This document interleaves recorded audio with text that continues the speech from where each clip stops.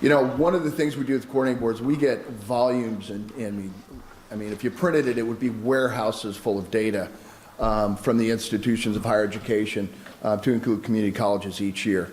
And data are just that. You know, they're cool, and some people like playing with them, but it's not that information that people really need. And at the end of the day, it always comes down to one thing is the biggest enemy at any executive level is the executive overload of information. You ask the question, you know, a very simple question, what time is it? And you're going to get the design for a nuclear clock at times. And so we try to take all that data and we try to give it to you in usable information. And more so in usable information that you can take to whatever level of resolution that you need to answer the questions before you. And that those data also help to inform you in the management and direction and strategic outcomes of the organizations that you represent. And this is one of those aspects. Outstanding. So what we'll talk about is we'll give a little background of the CARET system and the financial condition report that we use. Look at some of the key questions we're trying to ask. You know, if anytime you're digesting data, if you don't have a concept or something you're trying to measure, it's just data fishing, and we certainly don't want to do that. The actual CARET system itself, some of the metrics we look at, if those of you familiar with GASB or Government Accounting and Standards Board, there's many changes that go on that have huge impacts on higher education. So we'll talk about some of that. Look at some of the different metrics and summarize and take whatever questions you may have. Well, why do we do this? Well, we're directed by the General Appropriations Act to provide a financial condition assessment each year. And we do that through the CARET system and the input, of course, of the institution's information. So what question are we asking? Well, are your resources sufficient and flexible enough? Are they managed strategically? Does it advance the strategic direction of the institution? We'll talk about a couple of those in more detail. And do the results indicate that the institution is living within its means? One of the things I wanted to talk to you guys about, I don't know if you're familiar with this, the KPMG report, Strategic Financial Analysis in Higher Education. It's not exactly what I would say is riveting reading, and I certainly wouldn't use it for a book club book. But it really is the foundation of these data and the way that we analyze them. And they do update it. We're currently on the, it's an update to the 7th, the 8th edition will be out in a couple of years. And it's really foundational. I encourage you to look at that. Our CARET system, or the Community College Annual Reporting and Analysis Tool, it was developed collaboratively with the institutions of higher education. And of course, the source is the institution's data. We don't reach anywhere else and get these information or these data. We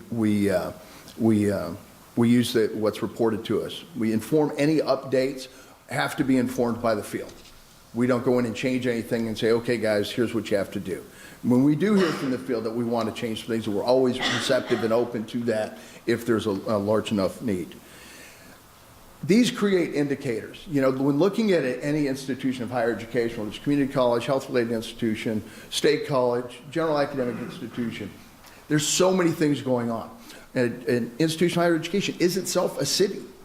You have housing, you have food, you've got infrastructure, you've got, you know, different outcomes, you've got clients, the demands on services, every aspect. That's a lot to look at, especially when you may be meeting quarterly or monthly in some cases. So what you want is things that are going to help you direct your inquiry. What are you going to look at? Is something okay or not? And that's what these do.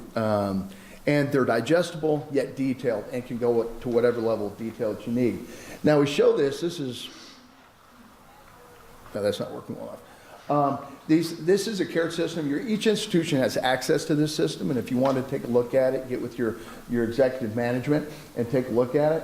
But even above and beyond the indicators I talk here, there are many ratios based on per full-time student equivalent and other factors that you can look at. That seems to be a common question. Well, how much is that per student? Commonly in what we use for higher education, more common than not is we'll use full-time student equivalents as opposed to head counts, because when you get head count, the numbers distort. So we want to look at the actual demand on resources, and that is based on the number of hours that a student may be taking. There we go. So big big bubble type things, there's really two main aspects, and these, of course, are taken from the KPMG studies, are can you carry out what you're doing right now? You know, can you pay your bills right now? And are you going to be able to pay them into the future? Okay, those are the two big questions. To that, we have 7 ratios that we create. Composite financial index, primary reserve, viability, return on net position, operating margin, equity ratio, and leverage ratio. And that's really what we're looking at. Okay, GASB. We had GASB 68, it came around a couple years ago. It essentially put the unfunded pension liabilities on the institution's books where they hadn't been historically. That had a gigantic impact because many of these ratios are year to year, comparing last year to this year. When you put that on the books, all of a sudden you see some real turbulence. But then the following year, we see them normalize again. We'll show you in some of the over time trend analyses how that works. GASB 75 is very similar, but this has to do with the benefit liabilities, post-employment benefit liabilities. We anticipate seeing a very similar phenomenon.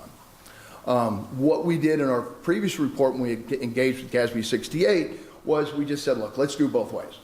And we showed it in the report. Here's if that impact hadn't taken place, and here's if it had taken place. Lo and behold, our friends from KPMG put out their study a little bit after that, and they said, yeah, you just look at it as though it didn't exist. So we felt pretty good about our decision, although we make some not great ones. But we tried that too. Okay, so that's what the report is going to show. So as we look at that, we look at this, like for instance, the statewide primary reserve ratio, you can see that date there in the middle of 2015, that's when GASB 68 took place. That doesn't look tragic in the statewide primary reserve ratio, and answering specifically the question, how long can the institution survive without additional net position? And I can go into all the different details of how that's calculated, but see me after and I will do that. Standard's 0.14. Now sometimes a larger number is better, sometimes a negative number is better. In this case, a larger number is better. And we can see overall on the statewide doing quite well. Viability ratio, that's essentially the coverage ratio that you would see in the private sector. Okay, answering the question, how much the debt can the institution pay off without existing or without additional resources? And we see statewide that we're doing, fairly well, although we did see a decline. And this is one that will show a residual effect. Ratios and trends, this one definitely shows the impact of GASB. The statewide return on net position, which is essentially an equity ratio in the private sector. Is institution better off financially now than a year prior? Well, of course, if you take all those unfunded liabilities, put them on the books, obviously, I mean, really, we didn't have to do a whole lot of guessing to figure out that would be the impact. But again, if you're looking at one data point in time, it would look bad. But it's actually coming up from pre-GASB 68. Operating margin, we don't see that as much. That's essentially your profit margin. And are you balancing expenditures with available revenue, P&E? Equity ratio we see is relatively balanced. That compares the net position to the total assets. And essentially, what is your ability to borrow? Really, that's the real big question here. What's your ability to borrow? And we see that we definitely have the ability to borrow. Leverage ratio, essentially debt to equity ratio. And it's your long-term debt divided by your net position. Okay, so it's how much debt do you have, where are you sitting at financially? Again, answering those key questions. And now one that's gotten a lot of attention here lately is the statewide composite financial index. Okay, that's a combination of your return on net position, your operating margin, primary reserve, and your viability ratios. Those numbers are weighted, and they have some strength factors that are used, some standard factors that were taken from industry-wide studies, and then comes up with this one number. Now, this is indeed the best single measure if you want to know the financial health of the institution. as you read into the KPMG stuff, and they're very careful to point out, and I did before, these give indicators. They're not definitive. There are many reasons an institution's position may be far worse next year. If you undergo a large-scale capital campaign, you go in to recapitalize existing assets, or you go in to have new construction, and you leverage any debt for that, or you spend your existing net position or cash on hand to do that, well, you're not going to be in as good a position. And there very well may be a great strategic reason for that to happen. So we never look at these, and we do not advocate for institutions to look at these as being a pass-fail. Okay, and I think it's important to note that. These are not pass-fail situations. They're simply indicators. Because in a complete analysis of an institution, you're also going to look at other performance factors. You're going to look at what's your depreciation rate, what's your deferred maintenance on your facilities.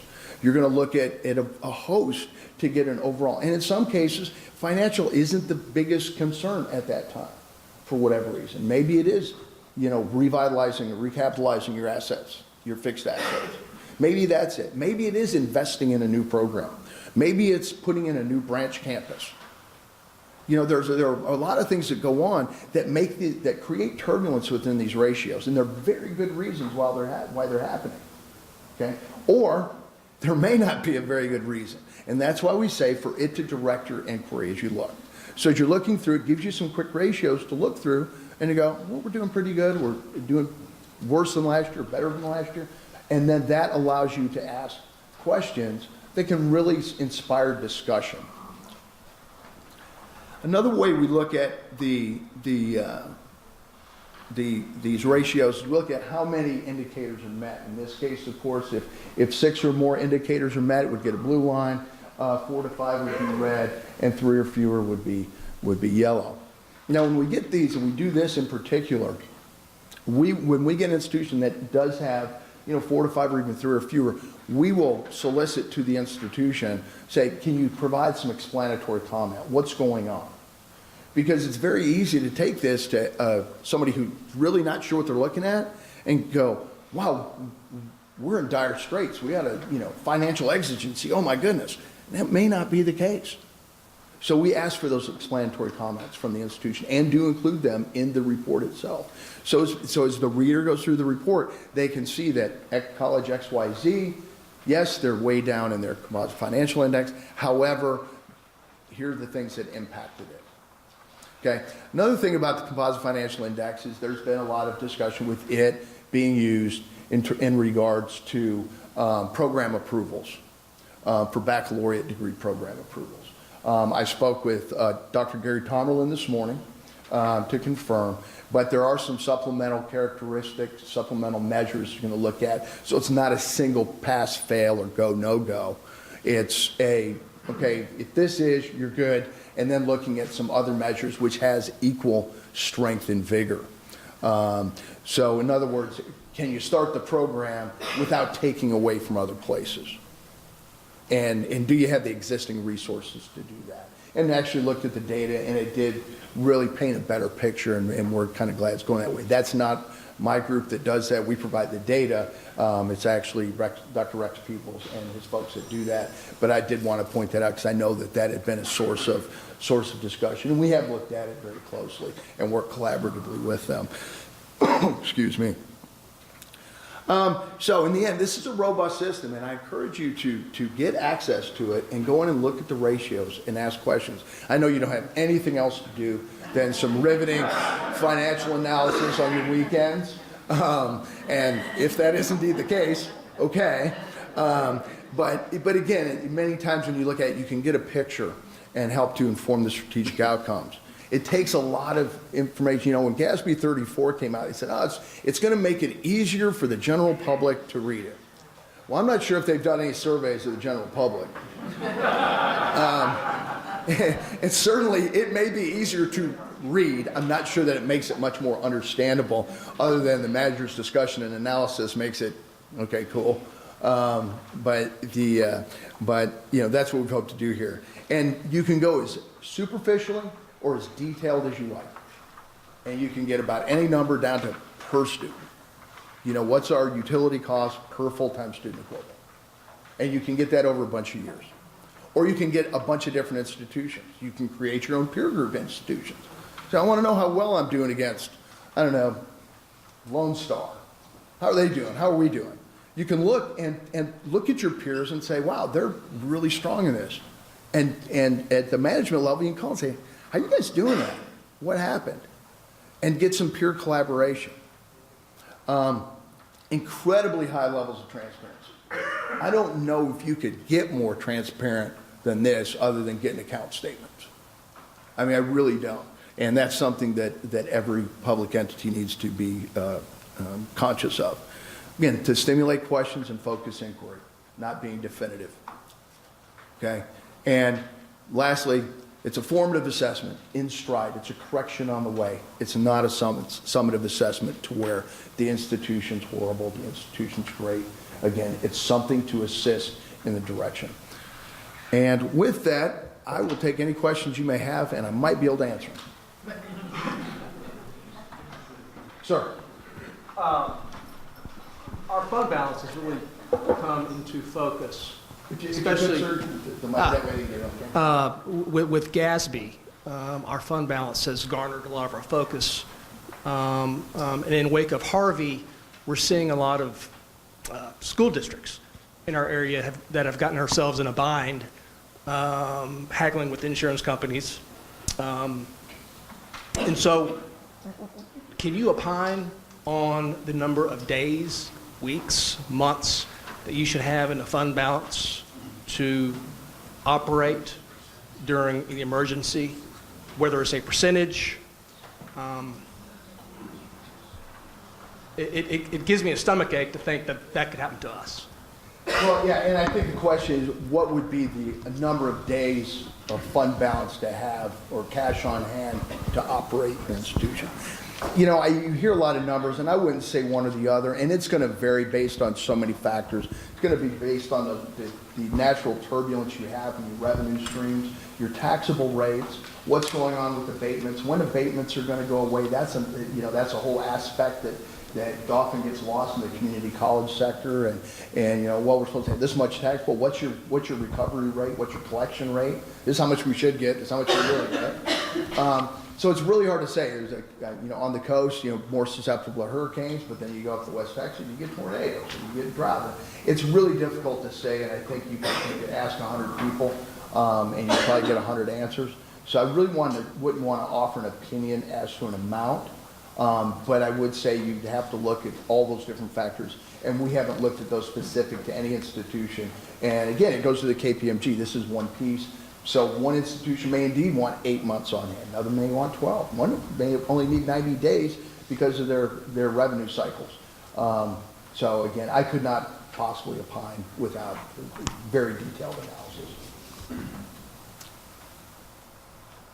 Tom, I just want to thank you for adjusting the reporting with the CFI and that metric for the GASBs, the 6875. That's huge for all of us. And the clarification around the bachelor programs, because I know that's been a concern for all the community colleges that are wanting to expand. So thanks to you and Roland for making these changes. And we just want it to work. We can't always.